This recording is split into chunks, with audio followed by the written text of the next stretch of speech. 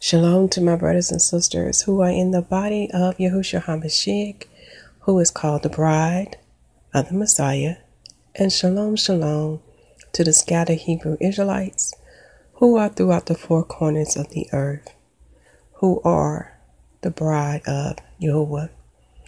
This evening I thought I'd just share with you a beautiful song that David has written, for it relates to the Feast of Tabernacles known as Sukkot. As you study the Most High Word by His Spirit teaching you, you will learn that these holy feasts and holy days will give you spiritual understanding,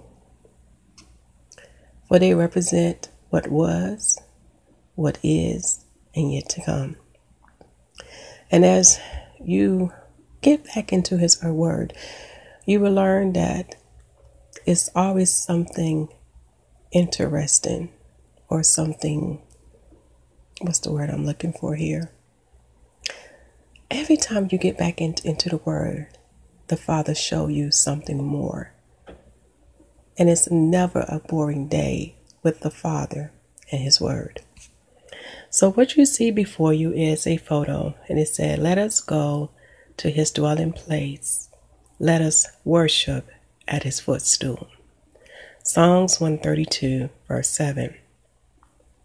So this evening I shall read unto you Psalms chapter 132 from the King James Version, Apocrypha 1611 Bible. Now today's date, let me get you the date, is October the 10th, 2017, and it's Tuesday on Satan's calendar known as the Gregorian calendar. And the Gregorian calendar fulfills Daniel chapter 7. On the Most High calendar, it is the 7th month and the 20th day of the moon. Okay? And the Most High day begins from sundown to sundown, for He is the Father of light, and we are the children of light. And the day for the Feast of Tabernacle we are in is the 5th day of the Feast of Tabernacles, because the Word taught us that it's a total of 7 days for the Feast of Tabernacles known as Sukkot, and the 8th day is known as the Great Day, or the Holy Convocation Day. So now let us begin. Let us go to Psalms 132.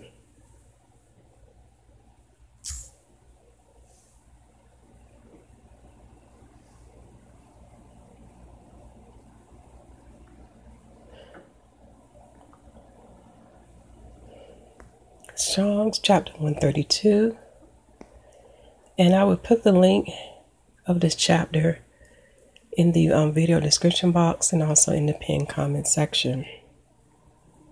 Okay, let's start with the chapter summary. David in his prayer commendeth unto Yah the religious care he had for the ark, his prayer at the removing of the ark, with a repetition of God's promises. Verse 1. A song of decrees. Yah remembered David and all his afflictions, how he sware unto the Most High and vowed unto the mighty God of Jacob. Surely I would not come into the tabernacle of my house, nor go up into my bed. I will not give sleep to my eyes, or slumber to my eyelids, until I found out a place for Yah, and habitation for the mighty God of Jacob. One thing we can learn from reading these verses, do you see how much David loved Yah? For he didn't think about himself.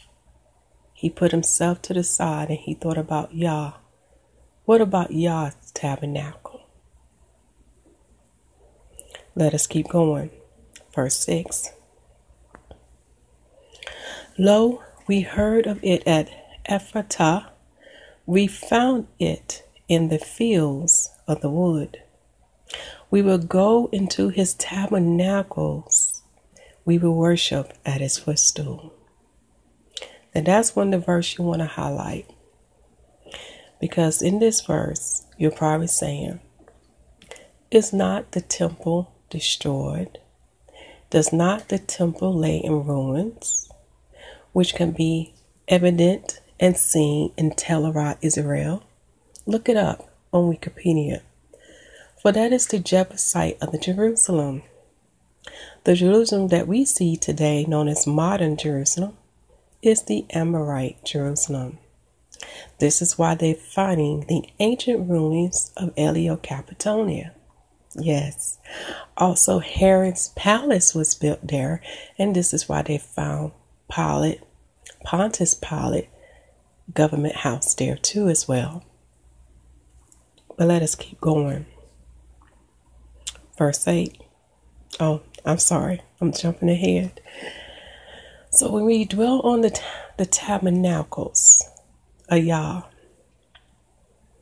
because the word taught us that we shall worship the Father in spirit and in truth. That was the prophecy he gave unto the disciples that is being fulfilled this day. For the temple, the tabernacle that was built in Israel, is laying in ruins as prophesied by the Messiah. So if we have no temple in the earthly realm, and we have no high priests in the earthly realm, nor the holy and sanctified vessels in the earthly realm, you have to ask yourself, what must we do? How can we fulfill Torah if we don't have the temple and these holy divine things and the high priests in the earthly realm? This is something the Messiah was trying to teach us. No, this is something the Messiah was teaching us and still is through his spirit. Something that many people are not seeking Yah for the answer. For when you learn that you cannot fulfill Torah in your flesh, and you learn that it takes the Spirit to fulfill it, then your eyes will begin to open, and your ears, and your heart become unhardened. Then the Messiah's Spirit, which is known as the Comforter, shall teach you all things. He shall teach you how to keep Torah until the day of his coming. So when you have some time, I want you to read Ezekiel chapter 40 to 48. Well, we know the new temple, the new Jerusalem is coming. But many things have to take place before it's coming. This is why the Messiah prophesies unto us and let us know that the temple now are we. And because we are the temple, this is where the Most High, Holy, Divine Spirit dwells in us. But in order to receive his Spirit, you have to what? Enter into the new covenant. Very simple. Okay, let us keep going. Verse 8. Arise, O Yah, into thy rest, thou and the ark of thy strength. Let thy priests be clothed with righteousness, and let thy saints shout for joy. For thy servant David's sake, turn not away the face of thy anointed. The Most High has sworn in truth unto David. He will not turn from it. Of the fruit of thy body would I set upon thy throne. Now this verse you want to meditate on, because it's giving you what? A prophecy that was given unto David about the Messiah. Let us keep going. Verse 12. If thy children would keep my covenant and my testimony, that I should teach them. Their children also shall sit upon thy throne forevermore. Now this is another beautiful verse to meditate on. Because what go for David lineage also go for the Israelites. We have to keep the Most High covenant and his testimony to receive the promises that he made unto us and our forefathers. This is why we say we're not in a religion. We're in a covenant. We're in a marriage. And we are not only witnesses of their testimony, but what's the word I'm looking for? Representatives of their testimony. We stand for Yah, and we stand for his son, Yahushua.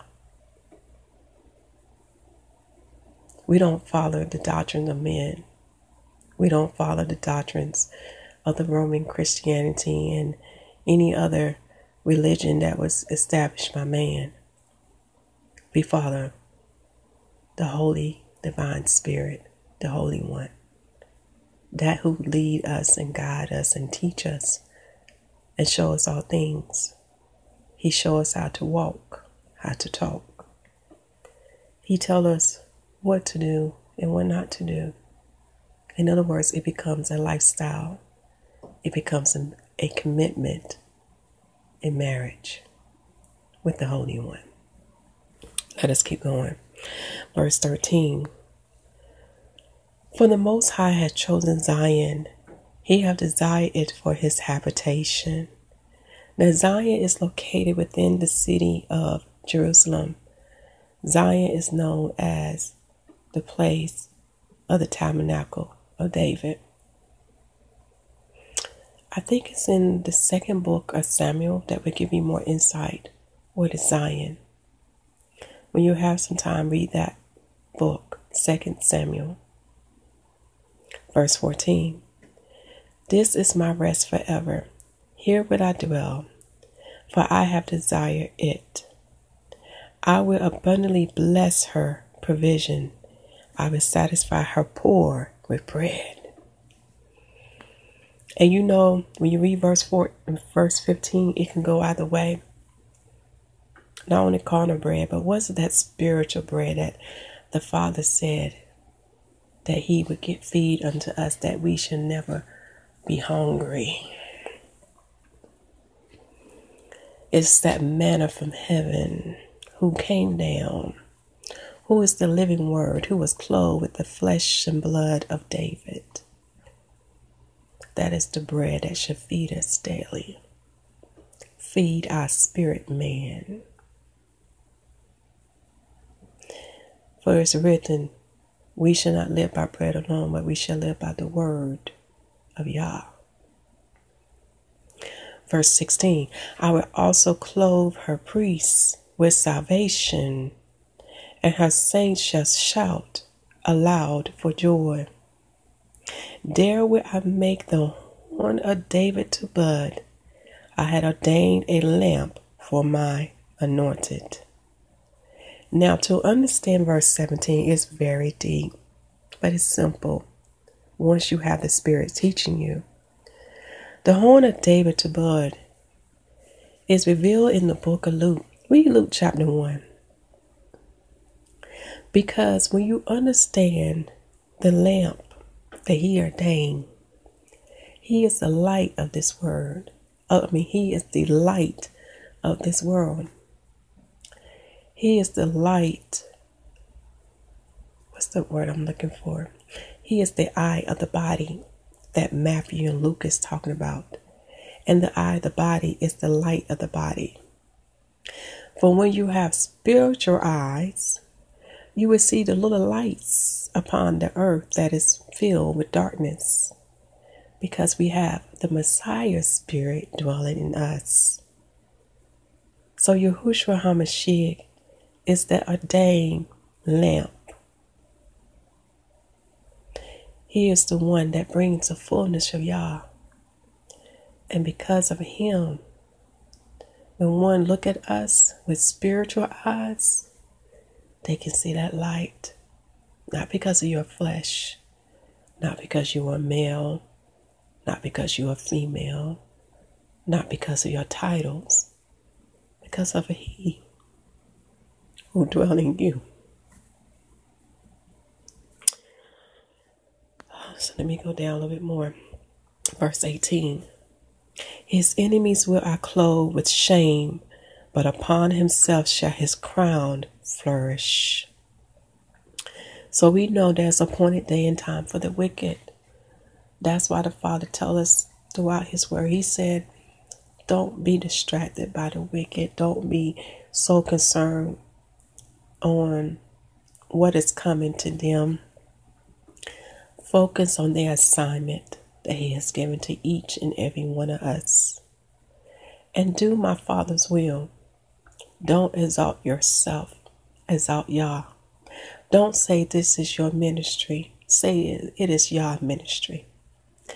Give our Father all the honor, glory, and praise. And once you put yourself aside like David did when he thought about our Father having a tabernacle for where his Holy Spirit can dwell, just as David put himself aside, we too need to put ourselves aside for our Father and follow the example that his Son set for us.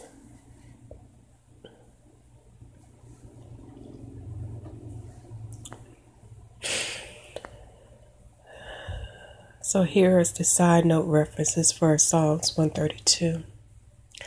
I hope you enjoy reading this chapter. And when you have some time, go back and reread it again and meditate on it. For it relates to the Feast of Tabernacles. And when you understand what tabernacle means, house, temple, and who is the tabernacle now? You begin to understand what the Messiah is saying. He told us in his word that we shall worship Yahuwah in spirit and in truth. And the day shall come in the new eternal kingdom where all will be on one accord, Israelites and Gentiles. And we all shall come and worship our Holy Father and give homage to his Son, Yahushua HaMashyach. And this time, there will be no evil. Evil will be put away with. And as for the wicked, they may laugh and mock at us. But we know at Yah appointed time, they will meet their faith. And they will be truly ashamed for what they have done. And our Father in heaven will get his revenge and his Son, as well as the Israelites and the children of the Most High, who have been wrongfully treated by the wicked. All right, I said enough for tonight. I love you all. Continue to preach the gospel that the kingdom of heaven is at hand. For this is the season for the Messiah to return. For we are in the 7th day from Adam, which is the 12,000 year from creation. Make sure the people receive salvation as written in Romans chapter 10. And the people are Israelites and Gentiles, males and females, bond and free, circumcised and uncircumcised, Scythian, barbarian, etc. And baptize them in the name of Yahushua HaMashyach. For the Lamb set the example of the water baptism and of the Holy Spirit baptism. And the apostles continued them as confirmed in the whole book of Acts, as well in the New Testament. But the evidence of baptism, of the water, and of the Spirit is also given in the Old Testament. And remember 1 John chapter 2, verse 27. Remember, man shall not teach you. Books shall not teach you.